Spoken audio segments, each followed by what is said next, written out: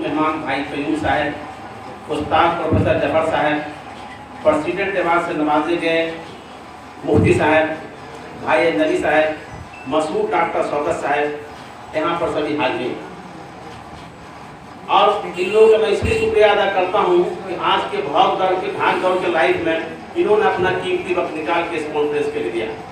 साथ साथ इस नौजवान रुहुल्लाह को या उसके साथ साथ काम करने वाले को भी शुक्रिया अदा करता हूँ कि उसके दिल में कौन सा जज्बा था, कौन सा शोला उभर रहा था कि उस उर्दू कॉन्फ्रेंस को होना चाहिए, जिसने मेहनत मुशक्कत करके आपके सामने खड़ा किया। हमारे भाई मुफ्ती साहब ने कहा कि किसी आदमी को जब तक अपने हुकूक का पता नहीं होगा, अपने हुकूक का लेने का नहीं होगा, तब तक वो कौम तरक्की नहीं कर सकती। उर्दू जबान क्या है, कैसे है, कितनी मिठास है, कितनी प्यारी है, कहाँ फली फूली, सब जानते हैं। माशाअल्लाह बहुत से बच्चे आए हैं। एक मेल पढ़ता है तो सिर्फ एक पढ़ता है, लेकिन अगर एक बच्ची पढ़ती पूरी घर पढ़ती है, क्योंकि किसी बच्चों के तरबियत उसके माँ पर डिपेंड करता है। आप उर्दू पढ़ें, हौसला से पढ़ें, फख्र से पढ़ें कि हम उर्दू जानने वाले हैं। और इसलिए यहाँ का सबसे बड़ा जो इम्पोर्टेंट मुल्क का इम्तहान है वो है UPSC, union public service commission. 2016 में यूपीएससी में उर्दू लिखने पर रोक लगा दी गई। उर्दू से कोई इम्तहान नहीं दे सकता है।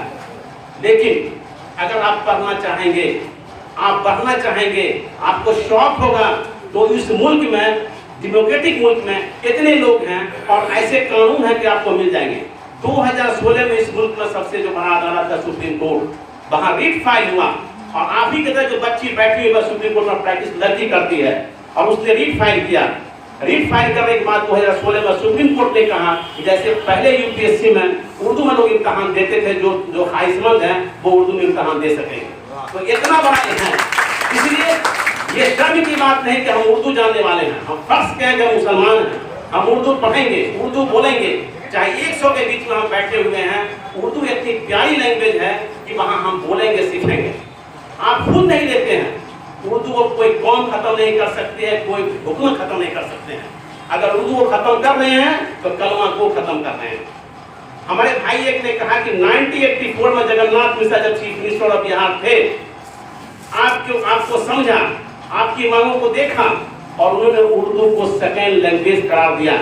और 84 में जितने भी सब डिविजनल ऑफिस हैं, जितने भी ब्लॉक हैं, उसमें एक उर्दू ट्रांसलेटर का अपॉइंटमेंट किया गया। किसके लिए किया गया? इसी कलमा गो के लिए किया गया, हम लोगों के लिए किया गया।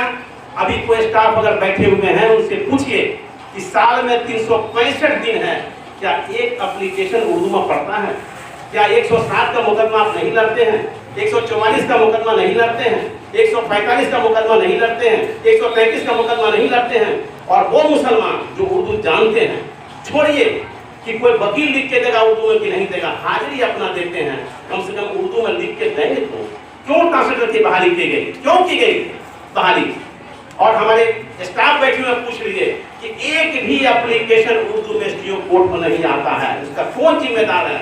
उसका वाहिद जिम्मेदार हम लोग, दूसरा नहीं है। कहिएगा हुकूमत खत्म कर दिया, ऐसा नहीं है। हुकूमत से लेना चाहिए, हुकूमत को आपको दे दिया, सेकेंड लैंग्वेज करार दे दिया, और आपके सहूलत के लिए एक स्टाफ का अपॉइंटमेंट हुआ, उसका सिर्फ उर्दू ट्रांसलेटर के नाम पर अपॉइंटमेंट है। जब एक एप्लीकेशन नहीं आया, कोई काम नहीं हुआ, तो हर सब डिवीजन का एसडीओ या हर ब्लॉक का ब्लॉक डेवलपमेंट ऑफिसर उसको दूसरे काम में लगा दिया गया।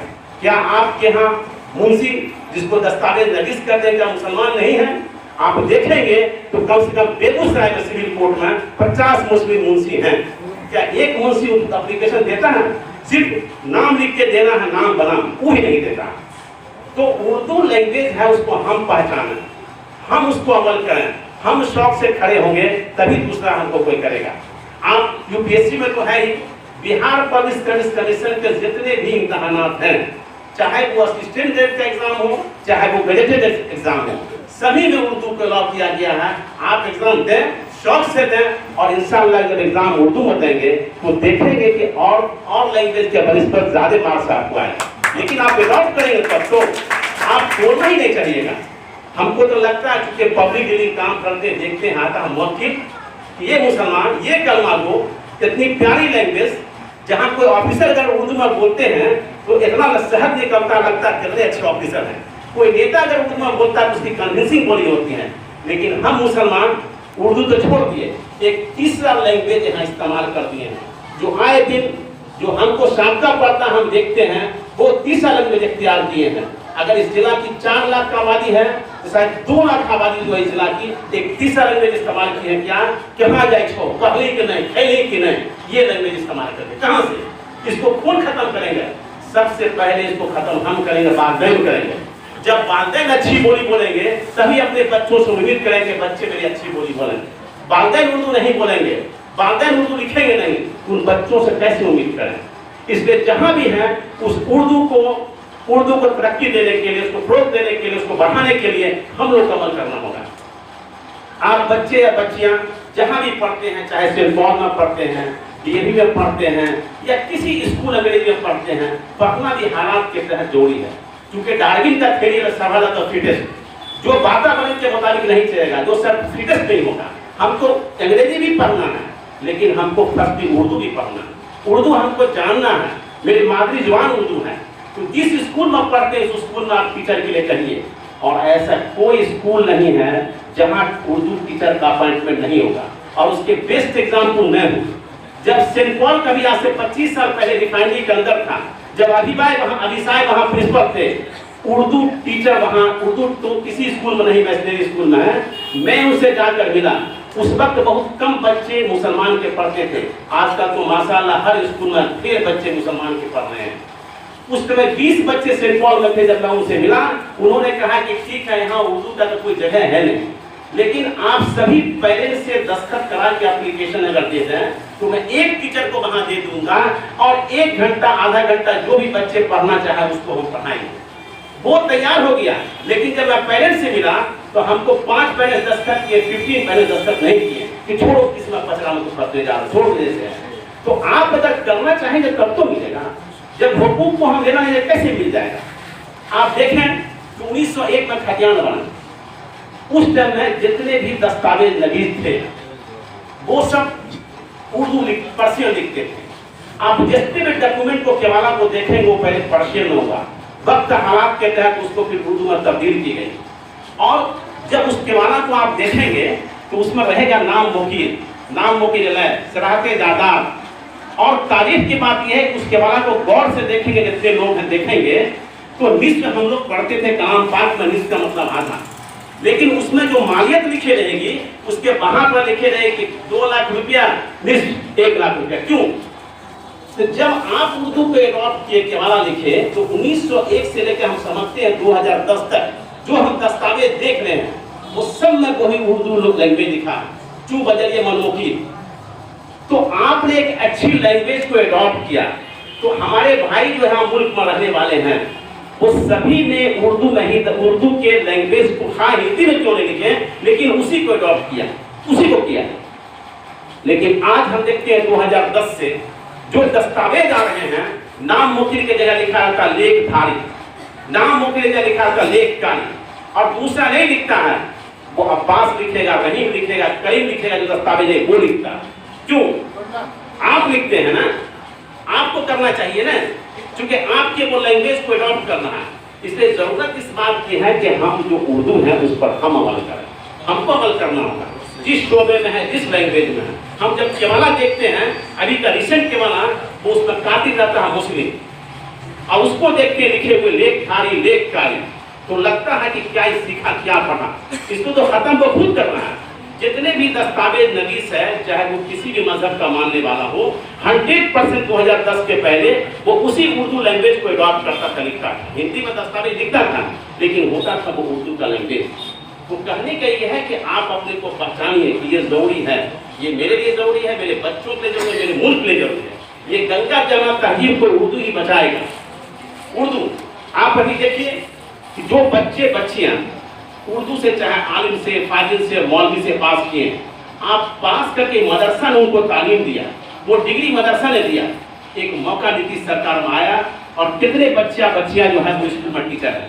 अगर उर्दू तालीम से आप नहीं आते, मार्क्स आपके अच्छे नहीं होते, तो आप टीचर में अपॉइंटमेंट नहीं होते। आपकी मासी हालत नहीं सुधरती, सोसाइटी में आप पहचाने नहीं जाते कि इस घर की बच्चियां टीचर हैं, इस घर के बच्चा टीचर हैं, कितनी बच्चियां टीचर हैं। तो आपने उर्दू के जरिए आप तालीम हासिल किया ना, आप मदरसे से डिग्री तो लिया ना, तो डिग्री लेने की जरूरत है, हमको देखने की जरूरत है। जहाँ भी हैं वहाँ हम उसको देखेंगे कि उर्दू के लिए हम क्या कर सकते हैं, कैसे करना चाहिए। जो जज, जो ऑफिसर, देखिए उर्दू में बोलते हैं कितना प्यारा लैंग्वेज है। तो इस प्यारे लैंग्वेज को जहाँ तक हम फील करते हैं कि कोई कौम खत्म नहीं करेगी, इसको हम लोग खुद बहुत खत्म कर रहे हैं।